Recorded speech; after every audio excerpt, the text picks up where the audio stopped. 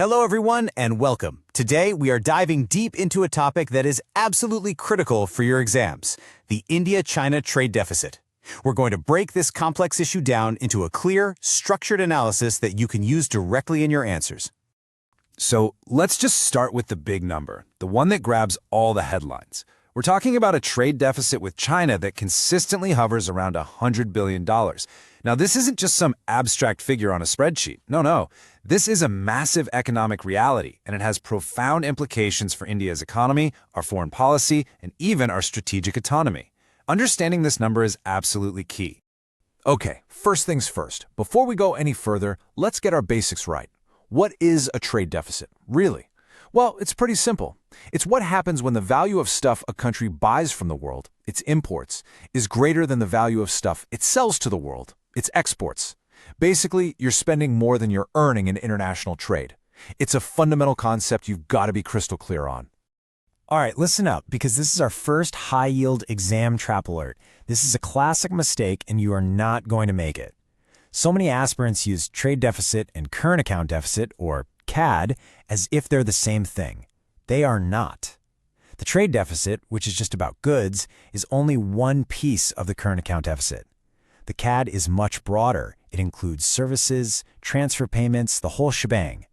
Nailing this distinction right in your intro, that immediately tells the examiner, okay, this person knows their stuff. So here's our game plan for today. First, we're going to diagnose the imbalance. Then, we'll look at the consequences, explore India's policy responses, and finally wrap up with how to frame the perfect answer for your mains. Ready?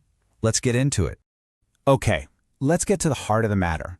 You see, to really get a grip on this deficit, looking at that big $100 billion number isn't enough, not even close. We need to go deeper. We need to actually dissect the trade basket and understand why this gap has gotten so wide and just won't go away. And boom, here it is. This slide lays out the core of the problem perfectly. Just look at the difference. On one side, what are we sending to China? Mostly raw materials and intermediate goods, stuff like iron ore, cotton, basic chemicals. Now look at what we're buying from them. It's the complete opposite. Finished, high-tech, high-value goods like electronics, machinery, and those critical active pharmaceutical ingredients, or APIs. It's a fundamental asymmetry. Now, to really lock this concept in your mind for the exam, I want you to use this memory anchor. Think of it as the value chain ladder. Picture a ladder of production, right? India is supplying the stuff for the very bottom rungs, the raw materials. China takes that stuff, climbs all the way up the ladder by turning it into complex finished products, and then sells those goods back to us from the very top. And that huge price gap between the bottom rung and the top rung, well, that's pretty much our trade deficit in a nutshell. And this table? This puts real numbers to that ladder analogy we just talked about. Take a look at the categories. See that? High-value electrical machinery coming in, low-value ores and slag going out. This is the kind of hard data, the kind of powerful evidence you can use to back up your points in an answer. Okay, let's just hit pause for a second. I want you to actually think about this. Based on everything we've seen so far, what we buy, what we sell, that whole ladder thing, what's your gut feeling? Is this problem structural, like it's baked into the very economies of both countries, or is it cyclical, maybe just a temporary economic phase? Well, if you thought structural, you're absolutely right, and this slide tells you exactly why. It's not a temporary blip.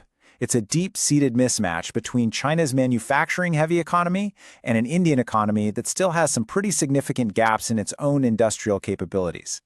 Then you throw in China's state-supported industrial overcapacity and some policy barriers, and you've got a perfect storm for a deficit that just stays there. All right, here's our recall checkpoint. If you remember one thing from this section, make it this. The India-China trade deficit is structural. It's a long-term challenge, not a short-term thing. Got it? This is the foundation for everything else that follows. Okay, so we figured out why the deficit exists. Now, let's talk about the so what. What are the actual consequences of this? Because a deficit this big isn't just an economic statistic. It creates very real risks and dependencies for India. Economically, the hits come from a few different angles. For starters, it's a huge strain on our foreign exchange reserves. Then there's the immense pressure on our own small businesses, our MSMEs, which are the backbone of employment. Many of them just can't compete. And over time, this can lead to what economists call a hollowing out of our manufacturing, which means fewer high-value jobs get created here at home. But beyond the pure economics, there's a huge strategic risk. And there's no better example of this than in pharmaceuticals. We call India the pharmacy of the world, right? But here's the catch. A lot of the essential raw materials for our medicines, the APIs, we don't make them here. We import them. And this creates a massive vulnerability for our national health security. Just look at this chart. It really says it all. Roughly 70% of our APIs come from China. Think about that. Our entire health security, in a way, is dependent on a single country's supply chain. If that gets disrupted for any reason, political, economic, anything, the consequences for India's healthcare system could be incredibly serious. And for all you mains aspirants, this is gold. This is where you show the examiner you can connect the dots.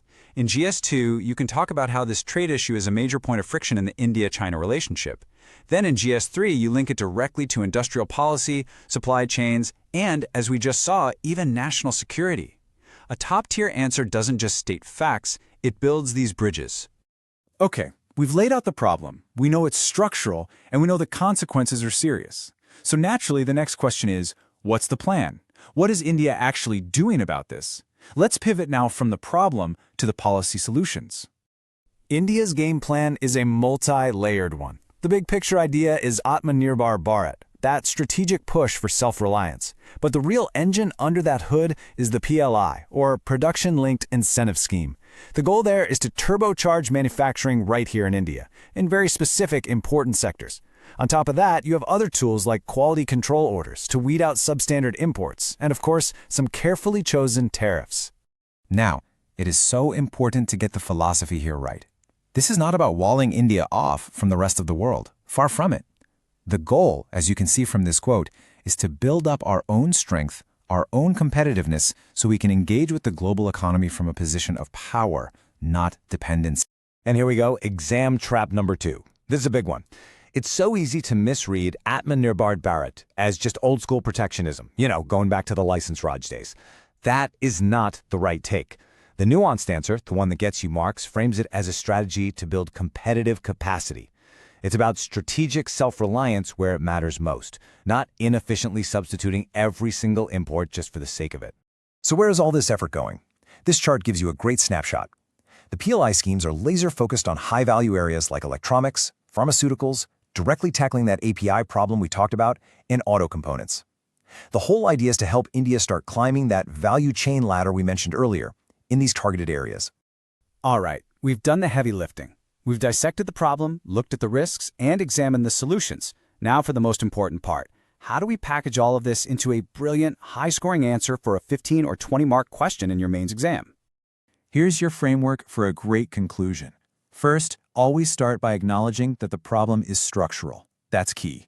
Second, stress that the answer isn't just about putting up walls. It's about building our own competitiveness. Third, talk about moving up the global value chain. And finally, for those extra marks, link it all to the need for deeper structural reforms in land, labor, and capital. Your final thought should be pragmatic, showing you know this is a long game with no overnight fixes. So, I'll leave you with this one big question to ponder. It's really the core of the entire challenge. Can India build its long-term industrial competitiveness faster than its strategic dependency on others continues to grow? The answer to that question is going to shape India's economic story for decades to come. And don't forget, we've got detailed notes and a great revision mind map waiting for you in the description below.